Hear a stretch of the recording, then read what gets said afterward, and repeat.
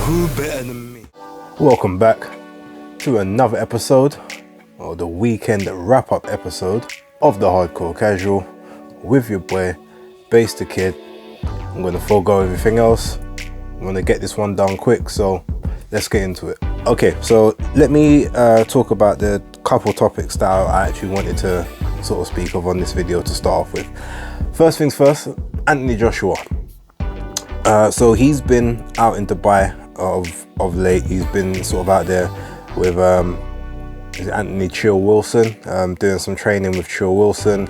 Also Chris Eubank Jr. was out there as well. And I think Joshua's been on holiday as much as anything, but he's been working out there. Sort of, there's been a lot of training clips and stuff that have come out. There's also showing some training with him and Lawrence Okoli recently. I'm not sure if that was also in Dubai, where he's been practicing sort of maybe some grappling and being able to sort of escape grapples and maneuver people into positions and working on sort of speed and quickness and evasiveness. So assuming this is all for the Usyk rematch, yeah, it makes sense, I suppose, to try and work on these things. But what I'm more, I guess, concerned about is, number one, it's the frequency of the new stuff that we seem to be learning and all the sort of the new the new sort of trainers that he's sort of having a little bit of work with here and there. I think Tim Witherspoon put in a video, not a video, I think it was a tweet or some kind of comment the other day, that he said like Usyk would be most scared of someone he has no idea of what's happening with. So essentially, like, all the stuff we're doing, we're seeing all of these images on your social medias or other people's social medias about who you're working with, what you're doing. I mean, even if it's all quote unquote a smoke screen, that gives your opponent tidbits of information to add to their preparations. And I mean, I said on Twitter the other day, absolutely no one is seeing what Usyk's doing in training camp right now. One thing we know is Usyk does live and breathe boxing. He probably isn't even worried about all these things that is happening, because he has his own mental preparations and mindsets that he has to go into when he's targeting his ring dates and his you know, sort of return to form. But when you look at it, if you've got absolutely zero evidence of anything coming back from your opponent, that's what then makes you wary, because now you have to figure everything out in the ring straight away. If you can see little tidbits of what someone's working on, then you can say, oh, all right, he might not necessarily look to do that right now, but at some point in this fight, this could be a part of what he's looking for. So let us prepare for this as well, just in case. Let's prepare for that, let's prepare for that, let's prepare for that. Now let's implement our stuff. But when you're implementing all of that behind the scenes and don't no one know what you're doing, it's, you know, it's not the same level of confidence that you can have in your opponent. I mean, if we look at a lot of Usyk's fights, contrary to what people think, like, yes, he's very slick, he's very aggressive, he's got great footwork, he's got great upper body movement. He will confuse you with his lead hand. Like, he sets certain traps for his backhand to land before you even realize kind of what's going on. But if you go through all of his fights, there's very few that look exactly the same. Even the whole, if you look at, for instance, the fight he had with Michael Hunter, and then you contrast that with the fight he had against Maris Breedis, or the Marco Hook fight, or the Gassiev fight, even to the Tony Bellew fight, to a point where then people thought, oh, well, now he's actually not even coming out of second and third gear. Like, I don't think he came out of third gear in the Bellew fight, whereas there's other fights he literally had to go 3, 4, 5, 6th gear, and he was taking people up. Now, if you look at just the style in all of these fights, it's not always the same. There might be certain shots that he will pick and land throughout continuously in certain fights because it seems to be working and the person just doesn't seem to have the answer for that particular shot. But the way he's moving, everything he's doing, it doesn't stay the same. So if you look at all those fights and say, okay, well, this is how it looks, but now we're seeing in training that this is what he seems to be training for now. All of a sudden you've got a chance to then implement your style against what you've seen in his training videos for this particular fight, because he's training for you specifically, not someone else. So yeah, that might sound a little bit tangenty for some people, may not really understand where I'm going with this, but the point being, he's moving in silence and you're moving on the ground. So that is a bit of a concern, because yes, we've always used to see little bits and pieces here and there, but we've never seen this much before, and not from this many people. There's only so much you can absorb in such a short space of time, while still being able to try and implement your biggest attributes that brought you to the dance in the first place. Secondly, we've got the Sky interview that he done the other day. Now they haven't released the entire video from what I can see. I've only seen the parts where he's talking about okay, well, people say that I'm a big stiff robot, can't box, whatever. Clearly that's a response to Tyson Fury. So ultimately now you're already telling us that you're letting other people's opinions of you affect you. Now I get it, because as much as I should say, you know, that to hell with what everyone else thinks, realistically we all at some point take other people's opinions of us into consideration, even when we think we don't. And if you hear something enough times, like, it kind of sits and registers, and there is a part of you that wants to dispel that rumor. But deciding that you are going to immediately become a boxer instead of this powerhouse wrecking force, and that's going to be your new mantra, well, then you need to choose very carefully who you're going to implement that kind of style on. Doing it against someone like Kubrat Pulev made sense. Doing it against someone like Andy Ruiz made sense, because these people are not necessarily the fastest of foot and can't really close distance on you. But trying to be a boxer versus arguably one of the best technical boxers in the world today, who has a speed and technique and timing advantage over you, is not the smartest time to implement that. And as smart of a person as Anthony Joshua is, and as quickly as he sort of seems to adapt to this situation, it's almost like he has to lose in order to learn and improve. Now that's, in this day and age, that's not really a thing that you can do. Like I was saying with regards to the whole Parker and stuff ducking earlier on in the week, like when it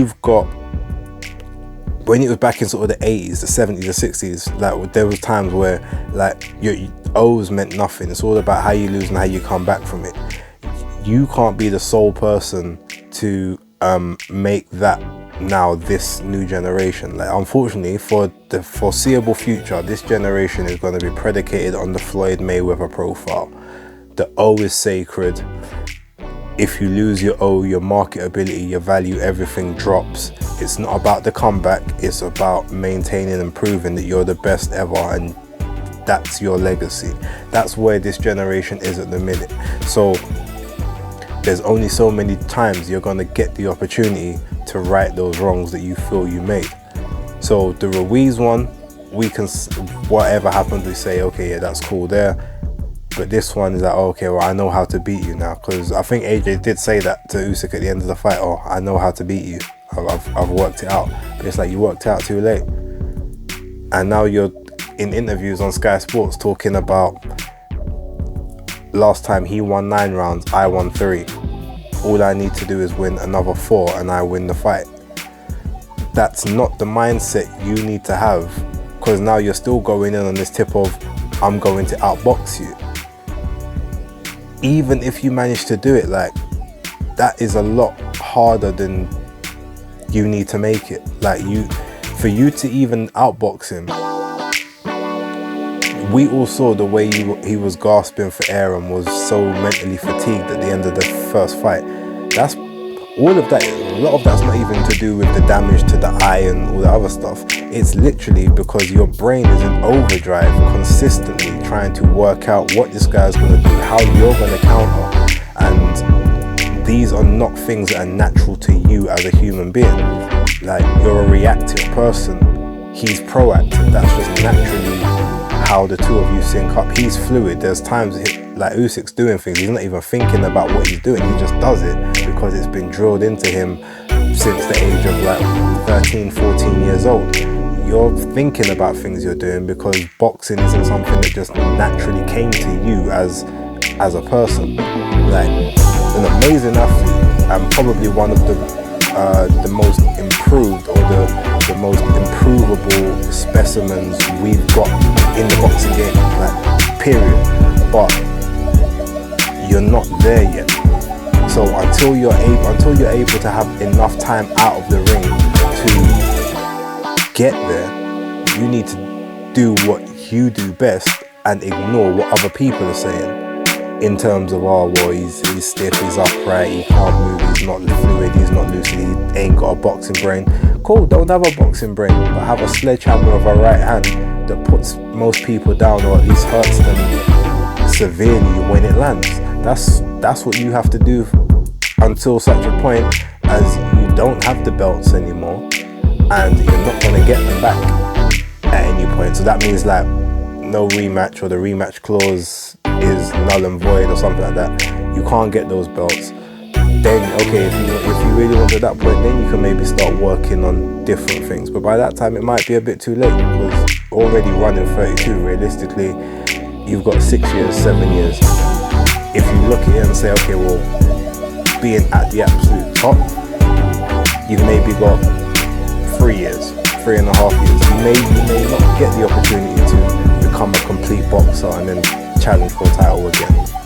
So just do what works for you. Try to hide the flaws you have and maximize the advantages and attributes that you do possess and get it cracking.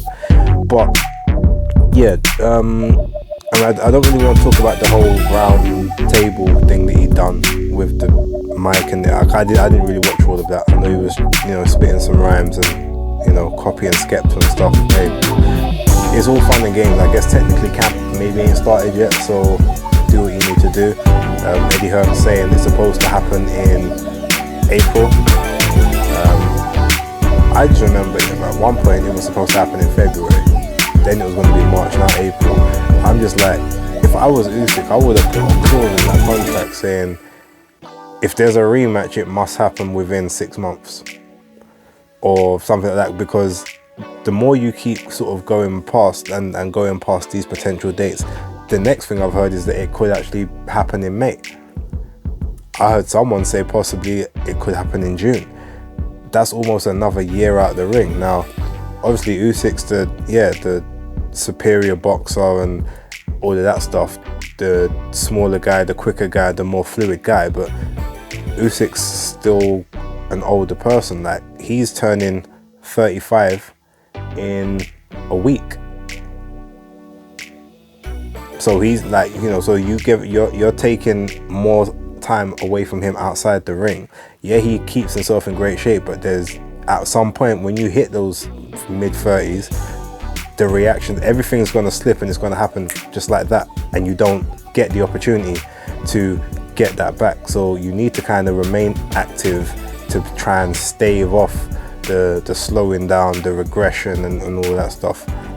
So if I was him, I would have said, look, if I have rematch clause, it has to be within 5 months or 6 months of the fight, no later than that, or I wouldn't have signed that contract for the rematch. Even though, yeah, it was probably still going to be his highest payday ever, but I'm thinking more activity, especially whereas since he's joined heavyweight, he has lost about 1.5 years of his career through some niggling injuries and some other stuff. So he's only had 3 fights at heavyweight, when realistically by now he should have maybe had about 5. So, but that's neither here nor there, just an opinion. But I'm keen to just see kind of what happens with this whole AJ and Usyk saga. I kind of want it put to bed so that we can kind of move on. So let's get the date set. Let's find out where it's going to be so that we can all kind of work towards it. Come to the day and support who you want to support within the fight. Personally, like, I'll just watch it. I know there's a lot of people that I sort of collab with that actively will be willing AJ to win. I'm not going to actively will him to win. I'm not even going to actively will Usyk to win. I just want to, I want to sort of remain neutral in it. I'll just give my points as to who I think is doing what better in the preparations, who does what better in the ring, and you know, give my take that way, the same as I did last time. But yeah, ultimately, let's see what happens moving forward with that. Okay, last thing I want to touch on is the DAZN fight schedule that came out. What day is it? It came out on the 7th. That was Friday. So they announced 8 cards starting from the 5th of February. I just want to sort of go through them real quick and sort of give my overall impression on who's going to be on the card, who's main eventing, and what I think of it. So first one is the 5th of February, which is Jesse Vargas and Liam Smith. Now I know Liam Smith has been campaigning quite hard for this Vargas fight from Eddie Hearn for a while, and part of the reason that he took the Anthony Fowler fight was that if he won that fight, he would get a big fight in America next. So Eddie has delivered for him. Now, in terms of the actual main event, I mean, I know Sorisket Rong Visay is going to face Carlos Cuadras in that as the co-main. It's going to be for the vacant WBC super flyweight title, because Estrada got made franchise to allow the Chocolatito trilogy fight to happen, and basically whoever wins this fight will face the winner of that trilogy fight to consolidate the WBC issue. So on this particular occasion is one of the times when that franchise designation actually helped, because the contracts are all in place to winner v winner. So I haven't seen the rest of the card, but as an actual main event, I mean, if it was a Saturday fight night card, no problem with it. I'll probably give that a 6 out of 10, because I know that's going to be a good fight. That's one thing I do know. The following Saturday, so February the 12th, you've got Daniel Jacobs and John Ryder. Now this one's going to be taking place at Alexandra Palace. What is that, Southwest London? So I'm definitely going to see if I can get some tickets to that one. I've always liked sort of Daniel Jacobs. He hasn't performed that great in his last fight. His last fight was terrible, but he also wasn't with Andre Rozier that time. He did pretty well against Julio Cesar Chavez Jr. And obviously he had a pretty good performance against Canelo Alvarez. I mean, he didn't get stopped. It was competitive. There were some people believing that maybe he did enough to nick that fight, but ultimately he didn't do enough to take that fight from Canelo, if you know what I mean. John Ryder is a guy that, you know, he always brings it. He always comes to scrap. He's not an easy night's work for anyone. He's a very sort of low-centered, high-pressuring southpaw as well, with pretty good movement. He's had a few losses, but he's in that Derek Chisora sort of territory. It's like you don't have an easy night's work with John Ryder at any point. And I've got to assume this fight then will lead to something much bigger for the winner. Maybe another shot against Canelo, or a vacant title at 168, whether it's with the IBF or maybe the WBA, because those belts I'm sure will get vacated at some point. But that one, again, is a fight, because I don't know what else is going to be on the card. The general fight itself, again, I'd say about a 6, but I just want to see the miracle, man. I like Daniel Jacobs. I feel that he was hard done by in the Pirog fight with the referee basically keeping him on the ground when he was trying to get up to make the count. Who was that? That was Robert Byrd who did that. So yeah, that never really sat well with me, but he's a good fighter. He's the second person to kind of give you the blueprint to Golovkin after Kell Brook. He's probably had one of the best fights against Golovkin, except Canelo, in terms of, you know, potentially beating him. If it wasn't for the knockdown that he suffered early in the fight, he would have won that fight as well. So I'm interested in seeing that. On the 19th of February, you've got Jaime Mongia against Dimitri Ballard. So this is the Golden Boy Promotions card and not a Matchroom one. Now, I know Demetrius Ballard, not hugely, like I'm not going to say like I know a huge amount about him, but I've seen his name bandied about. I've watched a couple of his fights before. This is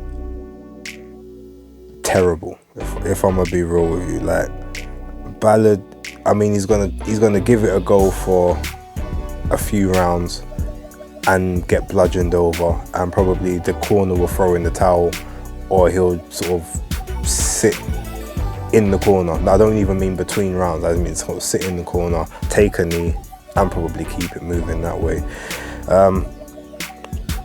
The only saving grace is that you might get a good Sinisa Estrada on that card, possibly. Maybe someone like Blair the Flair Cobbs, just a bit of entertainment value. But yeah, that card in itself, that's got to get a 3, and that's just based on Jaime Mongia. Won't really say much more about that. Right, on the 27th of February, which is a Sunday, because I know the Josh Taylor and Jack Catterall fight is happening on the 26th. So Eddie Hearn's put this one on Sunday. Lawrence Okoli against Michael Sislak. Sislak's only ever lost to Lungu Makabu.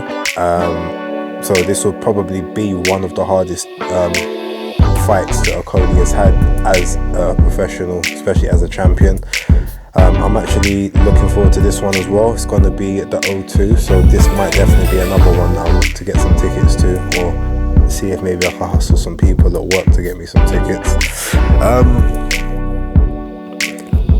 Obviously there's nothing else particularly on the card yet that I've seen, but just based off of that particular fight itself, I'd give that a good 7.5. I feel like that's you know, the sort of, in terms of a top name for Okoli, Sislak is credible. Awkward, he's going to be looking for that overhand right quite often. So if Okoli doesn't lean back and stay on his back foot quite a lot, he could get hit with that on occasion in the fight. Could be a tricky one. It's definitely a lot more competitive than some other fights he's had recently, so I'm quite happy with that one. Like I said, if it's a good enough undercard, I'll see if I get some tickets for that as well. Right, so then we got Saturday the 5th of March, and this is the trilogy fight between El Gallo, Juan Francisco Estrada, against Roman Chocolatito Gonzalez. Now everyone knows I was absolutely incensed. That's the nicest word I'm going to use. That Chocolatito didn't get given the victory against Estrada. Now, funnily enough, I watched the fight last week, and I still can't give Estrada more than 5 rounds, but that's a lot more than I gave him before, because I think I only gave him like 3 rounds before that. But there was this time I looked and said, okay, I'm going to give you this one and this one, because I see what you did. Maybe I missed that one the first time around. But again, absolute max he won was 5 rounds in that fight. Like Chocolatito, pretty much, it wasn't a dominant performance, because neither person dominated, but it was a commanding performance. Like, the harder shots, even the more eye-catching shots, the volume of shots all came from him. Anyway, look, let me get off of that. Yeah, but trilogy's happening, so instantly it doesn't tell any of the other fights that are going to be, and then it just as a fight itself 10 out of 10. It was, the first fight was really good. The second fight was highly competitive. It was my fight of the year last year. If this one can even deliver 70% of that, I'm all for it. And if it's got a good undercard on it as well, then that's definitely, to me, like the fight card of the 8. Then we got Saturday the 12th of March is Lee Wood and Michael Conlan. So this, I think, is going to be a really good fight. Lee Wood should, by all counts, really be the legit WBA, the WBA featherweight champion, rather than this this regular. He should have been elevated, because Kanzu should have been the super champ, because Leo Santa Cruz ain't competed there in over 3 years. It's a disgrace that he's still given that accolade, even though he's competing. He was competing at 130 for the last several years. He came back down to then have another fight, I believe, at 130, saying that he's supposed to come down and fight again at 126, but it's not happening yet.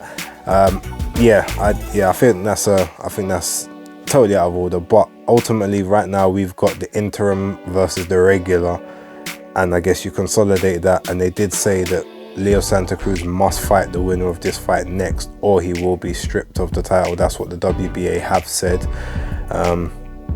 So we'll see where it gets to. But in terms of this as an actual fight, I mean, I think Lee Wood's gonna basically beat the brakes off Conlan, but it will be an entertaining scrap for as long as it lasts.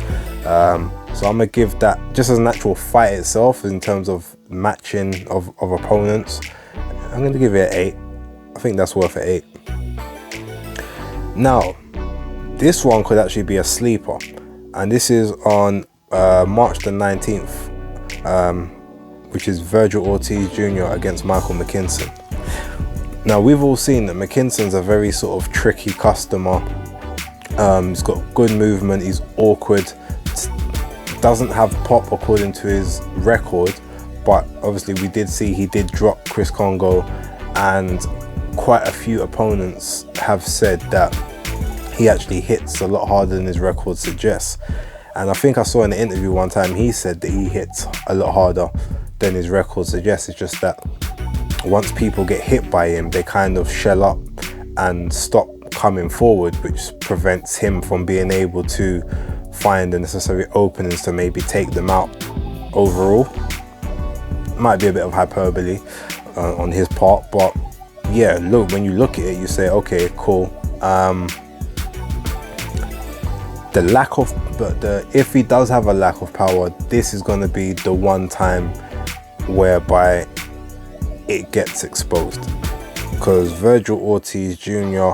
has been consistently taking step up fight after step up fight after step up fight, and he's actually been dispatching of top quality opponents, former world title challengers that own, like for instance, the Mean Machine in his last fight, like he challenged for a title back, what was it, was it the end of 2018 or the start of 2019 against Terence Crawford? So no, it was 2019 that fight happened.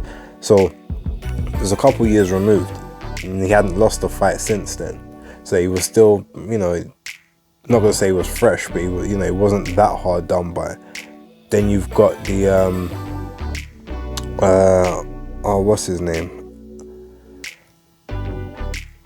The guy who faced Ramiro. Why am I having a brain freeze? Anyway, you guys know who I'm talking about.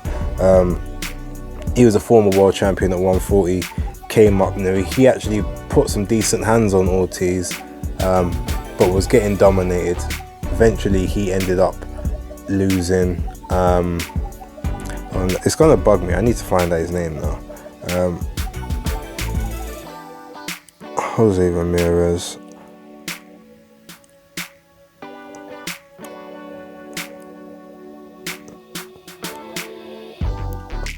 Apologies, people. Maurice Hooker, that's it, yeah. So Maurice Hooker was putting hands on him, apparently popped his wrist, couldn't continue. He was kind of getting battered a bit anyway. So yeah, I think he just decided, let me call this one off at the end of that. So yeah, there was that one. So yeah, just consistent step ups. He faced Samuel Vargas as well, so he's been getting in there with all the right level of opponent, and I feel like this is of a similar level to the last couple of opponents that he's been in the ring with personally. And this is someone that's actually like fresh, is not sort of battle worn or coming off back-to-back countless beatings or whatever. So yeah, I think that I think this would be a pretty good card, to be honest. And as a fight itself, I'm actually going to give it a 9, only because I know the quality of both of the guys that are in that fight. So, you know, based on that, we'll kind of see what happens. But yeah, in terms of just an actual fight itself, so forget the card, but just the actual fight and the competitiveness of the fight, yeah, I think that's sort of about a 9.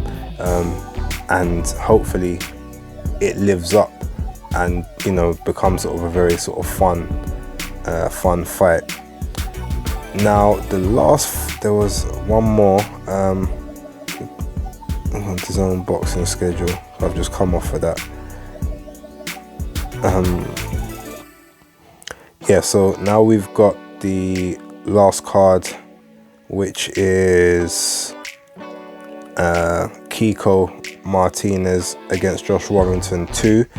This one is on March the 26th, and it's going to be taking place up in Leeds, which makes total sense just because you're going to do a huge gate wherever you put it. You could probably put that in, maybe in is it Ellen Road? Leeds Stadium. Yeah, like you could legit put it in a stadium and it will pack out the stadium. So it doesn't even have to be in an arena. If I was them, if sort of government guidelines allow it and you're allowed to get sort of maximum capacity, I'd put it in a stadium. But it's gonna make a huge amount of money. Obviously, Josh Warrington beat Kiko Martinez the first time, but it was a fairly competitive fight. This time Kiko's got a lot more impetus to, you know, to sort of win and to remain champion, because then he gets another major fight afterwards. He could basically dictate his terms. So it's a bit mad that Josh Warrington hasn't had a win in the last, what, is it 2.5, 3 years technically? He's had a loss and a draw, but yet gets a title shot. That's some Deontay Wilder plan right there. But hey, you know, I guess when you're a big ticket seller, these are the kind of perks you get, similar to why Derek Chisora consistently gets opportunity after opportunity after opportunity, just because he sells tickets and he knows he comes for a scrap. So I can't hate on it. But as an overall competition, I'll probably give that one, in terms of a spectacle, I'm going to give it a strong 8, because I know it's going to do crazy numbers. But in terms of an actual fight, especially a fight that's deserved or a fight people are asking for, probably closer to a 5. So if I round it up altogether, I'll say I give that one about a 6.5. So overall, we've got 6 Matchroom cards and 2 Golden Boy promotion cards. Ryan Garcia has not been scheduled on anything thus far. Shock. But again, I guess neither is Devin Haney. So we'll see where we go. But for the first 8 cards of DAZN, overall, if I gave an overall score, I'll give 6.5 as an overall score for all of the schedule as a whole. And yeah, so it's above average, but it's not anything to write home about. There's a couple standouts.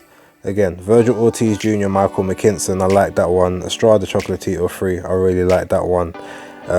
And then sort of selfishly, Jacobs and John Ryder, I like that one. But yeah, it would be some good nights of boxing, some fun cards, but nothing to quote unquote say game changed. But yeah, you know, it is what it is. Right, I'm gonna leave it there, wrap it up, and if anything else pops up over the next week, since I won't be at work, I'm still sort of on the recovery and a few other bits and pieces, I might do a couple additional videos just to make up for lost time. But for now, I want to thank everyone for tuning in. Again, like, subscribe, click notifications, all that good stuff. Oh, and for the 3 or 4 people possibly asking, don't worry, the dressing gown will be coming back for the Sunday shows. I'm just planning on trying something a bit different. You'll see what I mean in due course. But for now, bless up, enjoy your week. Everyone else, stay safe. If you do catch the vid, like, protect yourself, protect others. Try and keep yourself in positive spirits, as I'm doing at the minute. And hardcore casual out.